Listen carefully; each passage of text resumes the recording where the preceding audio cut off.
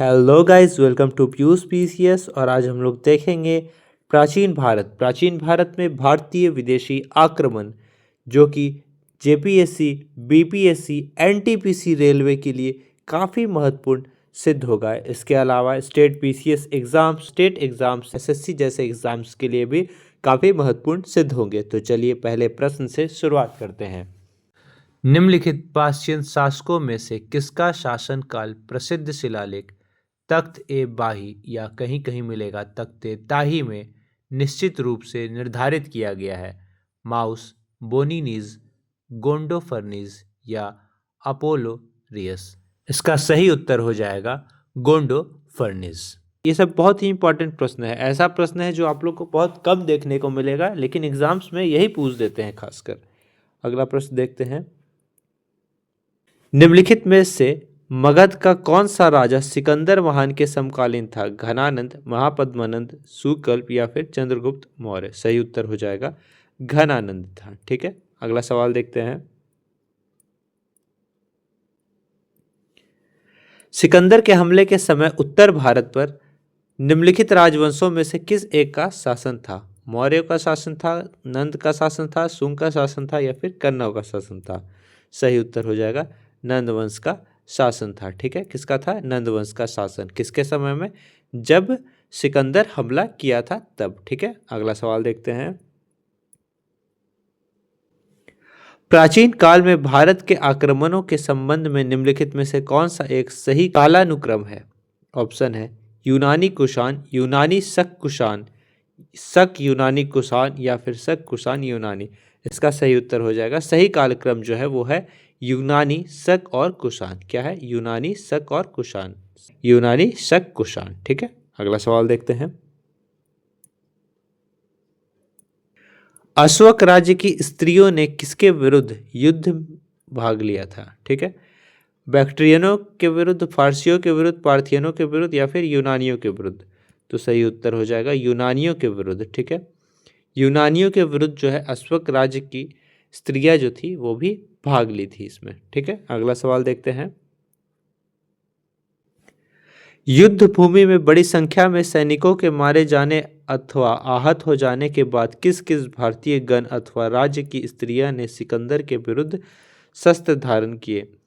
ग्लाउसाइड ने, अभिसार ने, कठ ने या मशग ने? सही उत्तर हो जाएगा ऑप्शन डी मशग ने। क्या हो जाएगा सही उत्तर? मशग ने। निम्नलिखित में से कौन सिकंदर के साथ भारत नहीं आया? ठीक है, तो आने सिक्रेट्स आया था, निरियाकस भी आया था और एरिस्टोबुलस भी आया था, लेकिन डाइमेकस जो था ये सिकंदर के साथ नहीं आया था। ठीक है, तो सही आंसर हो जाएगा डाइमेकस। अगला सवाल देखते हैं। 5वीं शताब्दी ईसा पूर्व में भारतीय प्रांत निम्नलिखित को 320 टैलेंट स्वर्ण वार्षिक कर के रूप में देता था? कौन? फारस, बैक्ट्रिया, ग्रीस या फिर चीन? तो इसका सही उत्तर हो जाएगा फारस। क्या सही उत्तर हो जाएगा? फारस। निम्नलिखित में से हमारे देश को इंडिया संबोधित करने वाले कौन थे? ईरानी, यूनानी, अरबवासी या फिर तुर्क? तो सही उत्तर हो जाएगा यूनानी। ठीक है, ये इंडिया शब्द को संबोधित करके कहे थे कौन? यूनानी लोग कहे थे। निम्न में सर्वप्रथम किसने व्यापक पैमाने पर स्वर्ण मुद्रा का प्रचलन किया? बीमा कटफिसस ने, कुजुल कटफिसस ने, मिलिंद ने या फिर कनिष्क ने? तो इसका सही उत्तर हो जाएगा वीमा कटफिसस ने। कौन किया था? वीमा कटफिसस जो था ये व्यापक पैमाने पर क्या किया था? स्वर्ण मुद्रा का प्रचलन शुरू किया था। ठीक है, शुरुआत भी यही किया था। कौन? बीमा कटफिसस। ठीक है, ऑप्शन ए। अगला सवाल देखते हैं। निम्नलिखित में से किसने भारत में स्वर्ण सिक्कों का प्रचलन नियमित उपयोग के लिए किया? नियमित उपयोग पूछ रहा है। ठीक है, तो नियमित उपयोग के लिए कौन किया? कुजुल कटफिसस, विम कटफिसस ने, किस्क ने या फिर हर्मभिज ने? इसका भी सही उत्तर हो जाएगा विम कटफिसस ने। ठीक है, रेगुलर यूज के लिए कौन लाया था सोने का सिक्का को? तो यही लाया था विम कटफिसस ने। अगला सवाल देखते हैं। निम्नलिखित में से किस शासक को सर्वप्रथम सोने के सिक्के जारी करने का श्रेय दिया जाता है? विम कटफिसस, कुजुल कटफिसस, कनिष्क प्रथम या फिर होवेस्कुस? तो सही उत्तर हो जाएगा विम कटफिसस को। किसको? विम कटफिशर जो था सबसे पहले सोना का सिक्का जारी किया था।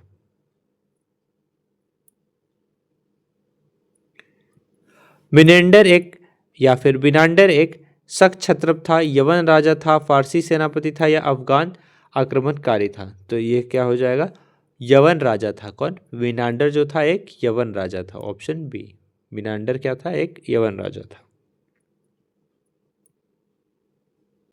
स्वर्ण सिक्के सर्वप्रथम किसने चलाए थे, मेनांडर ने, डायोडोटस ने, विम कटफिशस ने या फिर कनिष्क ने।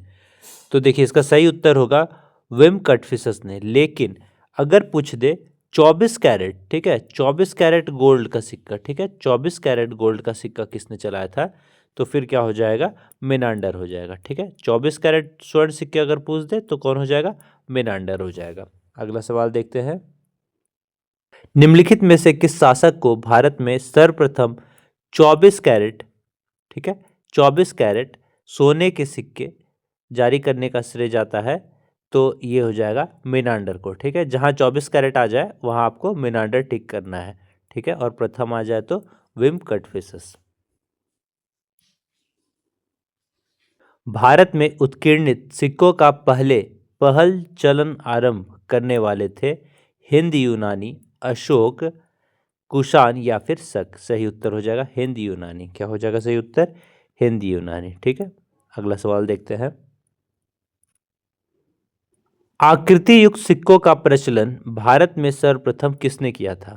ठीक है, पार्थियनों ने, शकों ने, कुषाणों ने या हिंद यवनों ने। इसका सही उत्तर हो जाएगा हिंद यवनों ने। ठीक है, तो आकृति युक्त सिक्का बोल देगा तो सर्वप्रथम कौन जारी किया था, हिंद यवन। ठीक है, हिंद यवन आकृति युक्त सिक्का जारी किया था। अगला सवाल है, भारत के किसी प्रदेश पर अधिकार करने वाला पहला फारसी शासक कौन था, डेरियस प्रथम, साइरस, कम्बेसियस या फिर जरक्सीस। तो सही उत्तर हो जाएगा डेरियस प्रथम। कौन था, डेरियस प्रथम भारत पर सबसे पहले अधिकार करने वाला पहला फारसी शासक था। कौन था, पहला फारसी शासक था। ठीक है, अगला सवाल देखते हैं, सिकंदर भारत में कितने माह रहा था। ठीक है, तो सही उत्तर हो जाएगा 19 माह रहा था। ठीक है, कितना रहा था, 19 माह यानी 19 महीना रहा था। सिकंदर और पोरस के बीच युद्ध किस नदी के तट पर हुआ, रावी नदी के तट पर, सतलज नदी के तट पर, झेलम नदी के तट पर या फिर गंगा नदी के तट पर। सही उत्तर हो जाएगा झेलम नदी के तट पर सिकंदर और पोरस के बीच युद्ध हुआ था। अगला सवाल है, उस वीर भारतीय राजा का नाम बताइए जिसे सिकंदर ने झेलम के तट पर पराजित किया था। ठीक है, तो किसको पराजित किया था सिकंदर, ऑप्शन है पुरु यानी पोरस को, आम्मी को, चंद्रगुप्त मौर्य को या फिर महापद्मनंद को। तो सही उत्तर हो जाएगा पुरु यानी पोरस को। ठीक है, पोरस को हराया था कौन, सिकंदर। कहां पर, झेलम नदी के तट पर। निम्नलिखित में से किस राज्य का शासक डायोडोटस प्रथम था, बैक्ट्रिया का, पार्थिया का, अराकोशिया का या जेड्रोसिया का। तो इसका सही उत्तर हो जाएगा बैक्ट्रिया का। बैक्ट्रिया का जो शासक था वो कौन था, डायोडोटस प्रथम।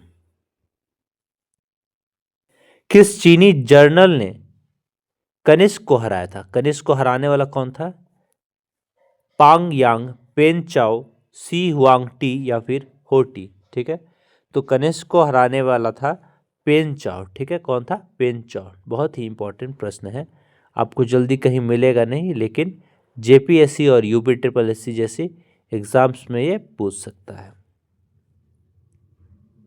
त्रिभाषिक लेख युक्त मुद्राओं को प्रचलित किया था मिनांडर ने, यूक्रिडिस ने, गुंड फर्निस ने या फिर नहपान ने। ठीक है, तो सही उत्तर हो जाएगा नहपान ने।